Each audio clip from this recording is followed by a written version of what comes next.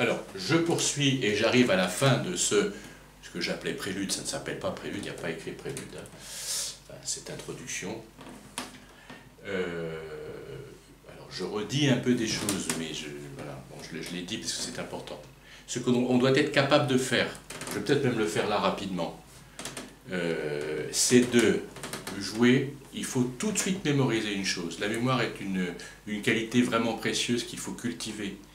Alors ça, c'est aussi une chose très importante, qu'aujourd'hui l'écrit, l'internet, les facilités qu'on a sont absolument magnifiques, mais ça ne doit pas nous dispenser de cultiver la mémoire et de mémoriser les textes. C'est très important. Quand on va avoir une vraie culture musicale, édifier une culture musicale, on doit travailler la mémoire et l'entretenir constamment. Donc par exemple ici, un des éléments à mémoriser qui est extrêmement simple, c'est les basses. Donc on avait Ré, Ré très long, première harmonie, Ré, Ré. Je l'écris ici.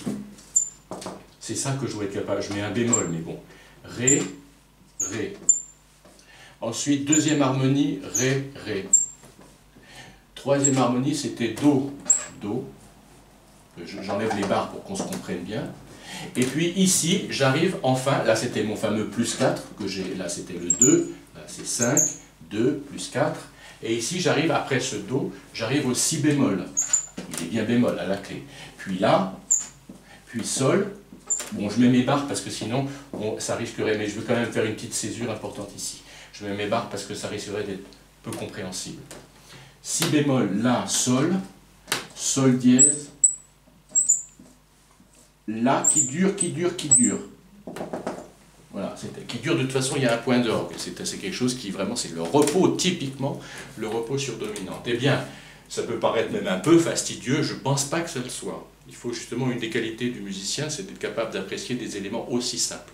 Si on s'ennuie à faire ça, c'est que, bon, il y a quelque chose qui ne va pas complètement. Ben, c'est sur un piano, et bien jouer ça. Alors, je bats comme ça. Voilà, ça c'est ma blanche. Bon, voilà, je pense que c'est bien, peu importe, je ne vais pas réfléchir exactement sur le tempo maintenant, mais j'ai ici un Ré qui fait Ré, 3, 4, puis deuxième Ré, 2, allez, je prends le temps, et puis Do, première battue, deuxième, troisième, quatrième, puis Si, La, Sol, Sol dièse, Là, on voit bien ici ces proportions. J'invite à le faire sur le piano. Bon, je n'ai pas de piano là sous la main, je réinsérerai après quelques exécutions au piano, c'est pas très grave. Il faut aussi, je redis ce que je disais, il faut avoir la partition, il faut aussi avoir le piano à côté de soi. Bon, certes, c'est important que dans les vidéos, il y ait des petites séquences comme je l'ai fait dans le passé, et je le continuerai, je reprendrai des petites séquences de piano, elles sont absolument indispensables, et il faut que chacun le fasse. Donc ça, et le mémoriser, c'est une simplicité extrême. On ne peut pas trouver plus simple que ça, enfin. Bon, qu'est-ce qu'on voit ici? Pendant que j'ai fait, puisque j'ai fait ça, j'en profite d'avoir ça sous les yeux. J'ai quoi ici? J'ai vraiment un grand mouvement. Finalement, tout ce prélude est un mouvement qui part de la tonique, qui descend d'abord très lentement, de manière très étalée, puis qui descend à partir de là, qui amorce sa descente. Ce Ré a l'air un peu éternel. Il est long, il est très long. Là, il fait 4 rondes, même si les harmonies sont différentes. Et puis il amorce sa descente, et la descente se poursuit Do, Si, La, et j'atteins l'élément le plus bas, qui est la sous-dominante. Ça ne veut pas dire que ce soit un accord de sous-dominante, attention, et je dis c'est la note, la sous-dominante, le Sol, c'est-à-dire la quinte inférieure au Ré. C'est très important. Elle mérite ici bien son terme de sous-dominante, en tant que quinte inférieure à la tonique, comme la dominante est la quinte supérieure. Ici, il y a une descente vers le Sol, et on réamorce une petite montée pour aller au La. Voilà. Donc, on est bien d'accord qu'on a parcouru le chemin de Ré tonique à La, en passant en dessous et en y remontant chromatiquement. Sol, Sol dièse, La. Déjà ça, il faut s'imprégner de ça. C'est très, très, très important. Voilà. Donc maintenant, j'efface ces petites choses en plus, cette petite... petit dessin rapide de la basse. Et puis de toute façon, c'est aussi une petite invitation à avoir cette conception à la fois du piano, certes du piano, il s'agit de piano, mais déjà un petit peu de l'orchestre, ou du quatuor, enfin, ou de l'ensemble. C'est-à-dire qu'en fait, ce que je viens de dessiner, c'est confier, bon, orchestre classique, symphonie classique mozartienne, puisque c'est Mozart dont il est question, confié au basson et au violoncelle, et peut-être doublé à l'octave inférieure par les contrebasses pour épaissir le trait. Donc déjà, on porte l'attention sur cette ligne de basse. Alors maintenant, je reviens au si bémol. J'avais dit, du point de vue de l'harmonie, bien évidemment que c'est un accord de sixte. Donc ce qui m'intéresse ici, je vais faire abstraction d'un accord, je vais tout de suite parler de la cadence. Et puis après, évidemment, je redétaillerai tout. Bon, je m'aperçois que j'ai oublié le principal, pas le principal, mais je vais le faire, hein, je vais le faire tout de suite, mais bon, je le ferai dans un deuxième temps. Ce qui m'intéresse, c'est le si bémol ici. C'est un accord de sous-dominante. On a eu un emprunt à la tonalité de sol mineur par le Do plus 4. C'est un accord de sixte. Ce sur quoi j'attire l'attention, c'est que, j'ai eu l'occasion de le dire, je ne sais plus où, mais je l'ai dit, c'est que si je prends maintenant, je vais prendre tout de suite là, les symphonies de Beethoven, les sonates de Mozart, les quatuors de Mozart, le clavier bien tempéré, etc., je tourne les pages, et évidemment, je vais tomber sur des exceptions, il y en a, mais je vais tomber essentiellement dans toutes les finales. Je ne m'occupe même pas des fins de phrases au milieu, je vais directement au but, je vais à la fin de la partition à chaque fois, à la fin du mouvement, de tel prélude, de tel mouvement de sonate, etc. Je vois quoi? Je vois les trois basses, pratiquement toujours les mêmes. Sous-dominante. Attention, je dis sous-dominante, ça ne veut pas dire accord de sous-dominante. Je parle de la note, du degré. Le Fa en Do, dans la tonalité de Do. En Do, je vais avoir les trois basses Fa, Sol, Do. C'est-à-dire les trois piliers principaux de la tonalité. La sous-dominante, la dominante, la tonique. Et des fois, souvent, assez souvent, très souvent, j'ai aussi quelque chose d'intercalé ici. Donc les trois éléments principaux sont ça. Et j'ai souvent ça intercalé, qui est un emprunt à Sol. C'est-à-dire que le Fa se hausse en Fa dièse et joue le rôle de sensible du ton de Sol. Et évidemment, il porte une harmonie qui est l'harmonie de dominante de la dominante. Souvent un accord de septième diminué. Ce que je dis là est très important. Ce sont pas là, pour le coup, ça n'est pas une digression. Il faut faire très attention à ça. La sensible qui apparaît à la basse, qui amène le Sol, porte un accord de dominante de la dominante sous forme de septième diminué ou de septième de dominante dans les pas renversés 6-5 barrés. On est bien d'accord. Donc ça, c'est un élément intercalé, mais il est extrêmement souvent là. Je retrouve maintenant en Ré mineur, où je suis ici, ces trois éléments, Sol, La, et le Ré viendra après dans l'adagio qui suivra. On aura ici Ré, peu importe. Mais là, je peux avoir, autrement dit, ce que je veux dire, ce que je dis là, bien sûr, est vrai, je peux aussi avoir une station, un repos sur dominante, c'est-à-dire ne pas avoir la cadence parfaite. Que j'ai la cadence parfaite ou que j'ai le repos sur dominante, c'est la même chose. On est bien d'accord. Donc, je retrouve bien ces trois éléments, Fa, Sol, Do, note, pas accord, de sous-dominante, accord, note et accord de dominante, note et accord de tonique. J'ai bien ici en Ré, Sol, La et Ré qui viendra après. Et qu'est-ce que j'ai ici? J'ai bien Sol qui devient Sol dièse, c'est-à-dire que le La, la dominante, attire à elle comme un aimant sa dominante à elle. On a donc un accord de dominante de la dominante. Donc la sensible de La, ici, la dominante, apparaît à la base sous forme Sol dièse. Voilà. Donc cet élément-là est très important à observer.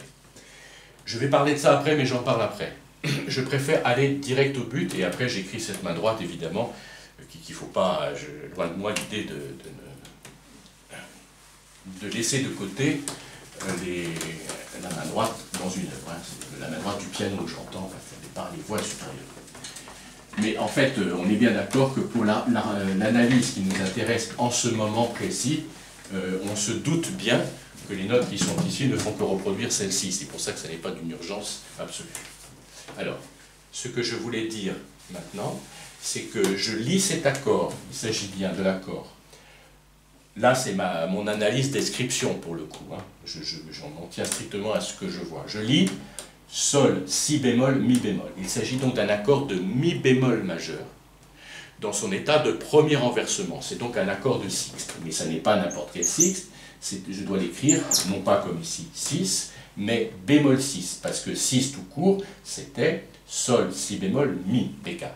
Là j'ai sol, si bémol, mi bémol, c'est bémol 6, c'est donc le deuxième degré, l'accord du deuxième degré, parce qu'en ré mineur, l'accord du deuxième degré c'est mi, sol, si bémol, mais là c'est mi bémol. C'est donc le deuxième degré, je ne vais pas l'écrire ici comme ça, c'est là où je le dis oralement, allez je l'écris, mais bon, c'est la sixte napolitaine évidemment, la fameuse sixte napolitaine, et je le dis à l'avance parce que j'aurai l'occasion d'en parler, on va la trouver dans toutes les cadences, enfin pas toutes les cadences, dans la partie en ré mineur, on va la trouver à 2 ou 3 reprises, peu importe, je ne sais plus.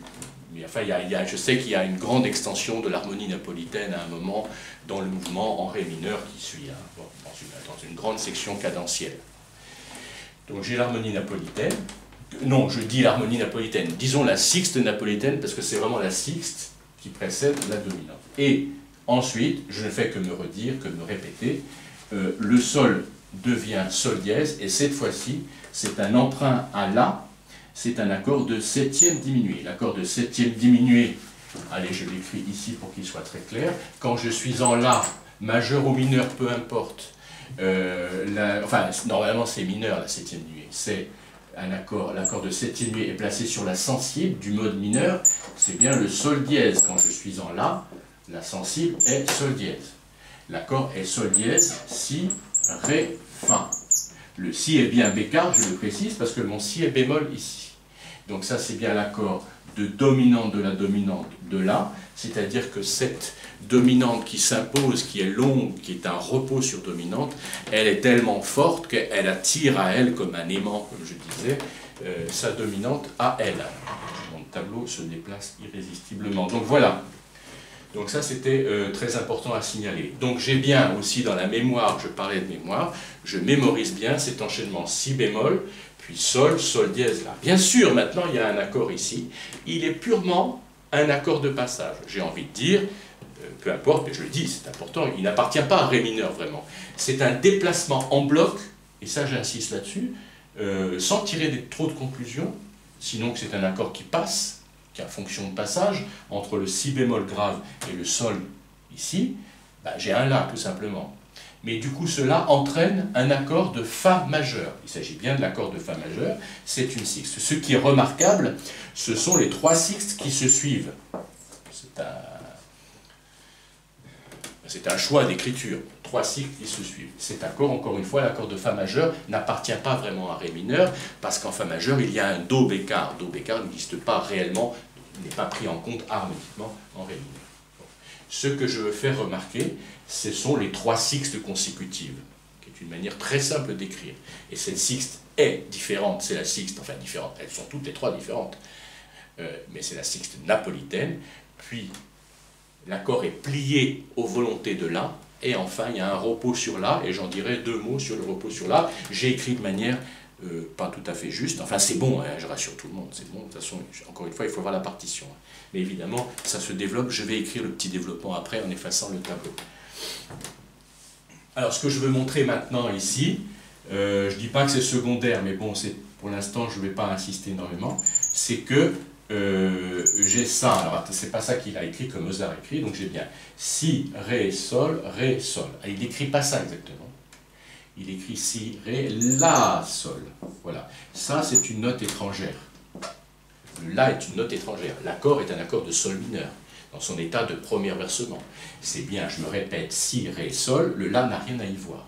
Le la était une note qui appartenait à l'accord précédent. Il était là, le la. Donc il traîne, c'est un petit peu un retard. C'est un retard, ou une petite appoggiature précisément à ce moment-là. Voilà. Et, pardon, alors c'est pas très bien écrit, parce que comme j'ai pas écrit ma main droite, bon, c'est pas grave, je crois qu'on se comprend. Je le réécris, allez, pour être bien... voilà. Pardon, mais j'aime bien écrire correctement. Ça, c'est écrit là, et ça, c'est écrit là. C'est-à-dire qu'il faut resserrer un peu, sinon c'est pas très compréhensible. Après, la, sol, donc on entend bien ici, c'est une petite appoggiature, où retard, le la est un reste de l'accord précédent, et le sol se prolonge, il est à son tour un retard dans cet accord. Ici, l'accord est la, do, fa, donc j'ai bien do, fa, mais le fa est appoggiaturé, comme je le dis des fois, c'est un mot un peu barbare, par le sol qui est étranger, qui est un reste du sol de l'accord précédent. Voilà. Donc c'est vraiment un retard. Sauf que comme c'est des arpèges, on attaque à chaque fois, donc on peut dire qu'il s'agit d'une appoggiature. Mais sa fonction profonde, c'est le retard. Et c'est encore une fois le cas ici. Le Fa dure pendant l'accord de Mi bémol majeur. Dans Mi bémol majeur, il n'y a pas de Fa. Le Fa est étranger et il est réattaqué ici. Donc on a bien Si bémol, Fa, Mi bémol. On le voit bien ici, cette appoggiature. Donc par exemple, ici, il est intéressant, je le dis, ça n'est pas une hérésie. Il faut le jouer sans les appoggiatures. Il faut jouer les beaux arpèges comme ça, et après l'introduire pour bien apprécier justement la qualité de ce petit élément mélodique qui rajoute une petite expression. Mais pour bien sentir cette expression, encore faut-il savoir ce que c'est quand elle n'y est pas, ce qui est très beau aussi. Hein. C'est très très beau aussi, bien sûr, de jouer des accords où il n'y a pas d'éléments étrangers. Mais de bien sentir la qualité de l'élément étranger, sa qualité expressive. Comme je dis des fois, je le dis beaucoup pour la musique, pour apprécier la couleur blanche, bon, c'est un peu une bêtise que je dis, c'est pas une bêtise, mais enfin c'est une évidence telle que c'est pas la peine de le dire. On apprécie vraiment le blanc que quand on le met à côté du noir. Donc on apprécie vraiment la qualité de cette couleur blanche, par exemple, ou d'autres choses. Bon, ben là c'est pareil, il faut apprécier la qualité de l'appoggiature en la comparant avec un texte où elle n'y est pas. Et donc on l'apprécie d'autant plus, et quand on joue du piano, comme on l'apprécie, qu'on la sent, on la joue particulièrement bien. Alors il ne s'agit pas d'exagérer cet effet-là. Je les repère encore une fois. Le Sol est appoggiaturé par le La. Le Fa est appoggiaturé par le Sol, le Mi par le Fa, et ici, l'accord est Sol dièse, Si bécard, Ré, Fa, donc Si bécard, ici j'ai bien Si bécard, j'ai le Ré, et le Ré est appoggiaturé par le Mi, mais bécard, c'est-à-dire que ce n'est plus un Mi bémol. Voilà, donc le Mi bémol restait, je vérifie sur mon texte, c'est bien ça, voilà. Ça peut paraître même légèrement étrange ici, mais enfin c'est tout à fait bon. Et autre chose, je demande et j'invite tout le monde à le faire, à le jouer, de bien entendre les éléments, les notes à mouvement obligé, j'insiste beaucoup là-dessus. Le Sol dièse, la sensible, doit monter sur la tonique. C'est le cas de la basse, le Sol dièse monte sur le La. Le Fa descend, le Fa est une note à mouvement obligé, dans la septième diminuée. Le Fa doit descendre sur le Mi. Cette voix-là descend sur celle-ci. Évidemment, ça n'est pas le cas, l'accord n'est pas enchaîné comme ça. Mais nous, quand nous jouons, nous devons le sentir, ça. Et l'autre élément, c'est le Ré qui descend sur le Do dièse. Le Ré descend sur le Do dièse ici, voilà, parce que l'arpège continue à monter, le Do dièse, peu importe, voilà, le Ré, voilà. On a bien les mouvements ici. Je le redis, le Sol dièse monte sur le La, le Fa descend sur le Mi descend sur le Ré, pardon, descend sur le Do dièse. Et j'ai un beau repos sur dominante, une belle demi-cadence. Alors maintenant, ce que je vais faire, je vais écrire et j'arrêterai pour cette analyse de ces premières mesures de la fantaisie en Ré mineur de Mozart. Je vais simplement dire un petit mot, mais petit, je ne serai pas long, sur cet arpège, le dernier arpège. Voilà. Voilà. Bon, rien de très important, si quand même je veux le montrer. Je veux montrer cet arpège, je n'ai pas terminé, je vais le finir sur place, là, maintenant. Je vais quand même montrer ce grand arpège qui termine, ce grand repos sur dominante. C'est écrit comme ça au début, hein, c'est écrit comme ça, je reproduis le texte de Mozart. Il faut savoir que j'avais un Sol dièse, ici un beau Sol dièse blanche dans la mesure précédente. Ce Sol dièse doit être timbré, on doit timbrer les basses sont tenues indépendamment de la pédale qu'on la mette ou qu'on la mette pas, je pense qu'on doit la mettre un petit peu, hein, il ne s'agit pas de ne pas la mettre, mais ce qui compte c'est les doigts, hein. Les doigts doivent tenir bien, on doit faire chanter la basse que j'ai montrée à l'instant tout à l'heure là. Elle doit être très timbrée, plus timbrée que le reste. Et donc particulièrement quand elle bouge, quand on descend Do bécard, Si bémol, La, Sol, on doit la faire très liée, quitte à avoir les doigts qui se chevauchent un petit peu, et à la fois très liée et très timbrée. Voilà. Donc ce Sol dièse doit être tenu, timbré, et doit aboutir sur un La que je conseille, ça n'est pas dans la partition. De le faire comme une blanche aussi, Sol dièse blanche, La blanche, et à vrai dire blanche liée à tout ce qui est, voilà, il va garder, on peut garder le La grave tenu. Bon. Ça c'est important pour bien faire entendre cette continuité. Bon, maintenant, pas de commentaire sur cet arpège, je le dis quand même, je le décris, c'est simplement La, Do, Mi, La, Do, Mi, La, Do, Mi, La, Do, Mi. C'est un grand arpège qui parcourt 4 octaves, une première, deuxième, troisième, quatrième octave. Et après cette montée, je parlais tout à l'heure de volute, et j'ai fait allusion à de la fumée. Ben là, c'est un petit peu comme une volute, comme la fumée qui s'effiloche un peu, qui tombe, elle est montée avec une certaine volonté. Ce-là, cette grand arpège de là, a été porté par ce prélude, je l'appelle prélude, il ne s'appelle pas prélude, mais je l'appelle prélude. Il y a donc une certaine volonté, il y a une impulsion assez forte ici, puisqu'il y a cette tenue de la basse, qui donne l'impulsion de la montée, mais après, quand il est arrivé en haut, eh ben, il redescend tout doucement, comme ça, et il descend en zigzag. Je vais écrire sans valeur de note, et j'écrirai les valeurs de note après. Alors, qu'est-ce qu'a écrit Mozart? Ça, je veux aussi que des choses comme ça soient bien observées. Les notes, on les connaît, c'est La, Do, dièse, Mi. Il descend, il est au Mi, je ne fais pas d'erreur, non, il descend Do dièse, La, je regarde jusqu'où, oui, bien sûr, je le connais en plus, je l'ai... Voilà. Et je vais avoir un La grave ici, qui a un point d'orgue, et après ici il y a un point qu'on appelle point d'arrêt. C'est un terme qui est un peu désuet aujourd'hui, on parle de point d'orgue toujours, mais quand le point d'orgue c'est ainsi sur un silence, on l'appelle point d'arrêt. Donc je redis, Sol dièse La, qui est assez tenu, qui a une certaine sonorité, et puis là quelque chose qui devient un peu immatériel, comme cette fumée à laquelle je faisais allusion. Pour tomber sur un La grave, c'est vraiment le fond du fond, enfin le fond. C'est vraiment la basse, la plus basse, silence, et après, la musique commencera à ce niveau-là par un Ré. Donc j'ai bien l'enchaînement dominante, tonique, mais évidemment, on passe à un autre mouvement qui est ici adagio, avec une autre écriture, fini les arpèges, etc., etc. Cette descente est écrite de la manière suivante. Chaque note de l'arpège est jouée avec sa note précédente un demi-ton en dessous. Si dièse, Do dièse. Sol dièse, La, Ré dièse, Mi, Si dièse à nouveau comme ici, Si dièse, Do, Sol dièse, La. Et Mozart écrit toujours le même débit de triolet que j'avais ta, pa, ti, ta, pa, ta, ti, ta, ta, ta, pa, ta, ta, donc il continue à écrire comme ça. Mais nous, je pense sincèrement, qu'en le jouant, pardon, j'ai fait une petite erreur. Oui, j'ai fait une petite erreur, alors je vais prendre un tout petit moment, je vais effacer, qu'on ne m'en veuille pas trop, ça n'est pas très grave. Je vais le refaire, mais j'aime autant être précis, je perds une petite minute, je le réécris rapidement.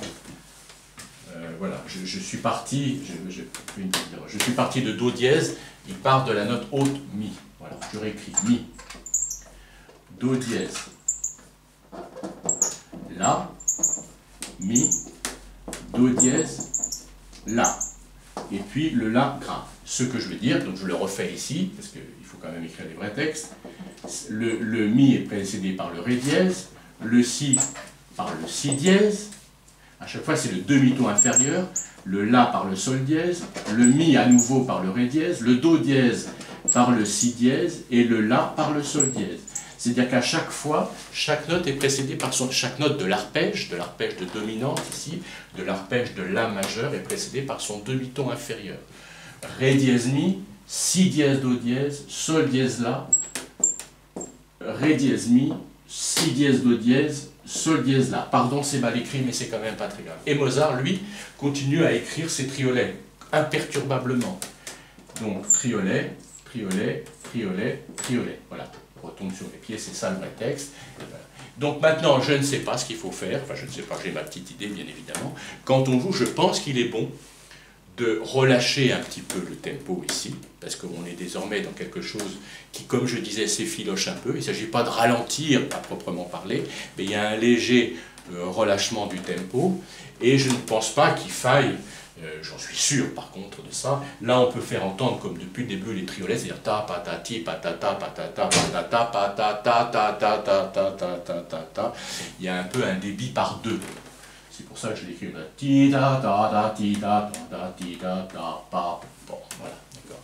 Ben, il ne s'agit pas de s'escrimer à maintenir dans un découpage binaire, parce que les notes vont deux par deux. chaque note étant servie par son demi-ton inférieur. Il ne s'agit pas de s'exprimer à maintenir coûte que coûte, pour des raisons d'observance solfégique, un débit ternaire. Le débit ternaire est un peu ridicule ici. À vrai dire, il n'y a même plus vraiment de débit. Je parlais de cet effilochage. Voilà. Alors voilà pour un premier exposé. Évidemment, tout ça va me prendre du temps, mais j'y tiens parce que tous ces éléments d'analyse, je les simplifierai par la suite, parce que là, je réexplique beaucoup de choses.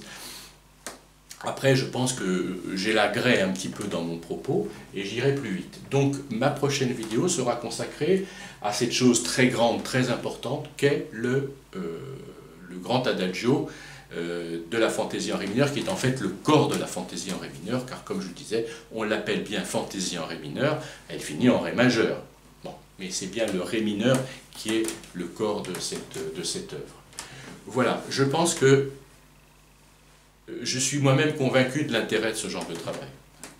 Et je le dis, c'est intéressant pour tout musicien qui travaille la musique en général, l'écriture, mais évidemment pour les pianistes, là, c'est très très important, et un pianiste doit maîtriser ces éléments. Il ne s'agit pas, à mon avis, quand on travaille le piano, de jouer, comme je l'ai dit un peu méchamment, je reconnais, c'est une expression que j'ai beaucoup employée, comme des perroquets, c'est-à-dire que j'apprends sans comprendre ce qui se passe. Alors on peut faire des fois, il y a des jeunes notamment, et puis des moins jeunes, qui sont très musiciens, donc même en tant que perroquet, ils font des belles choses.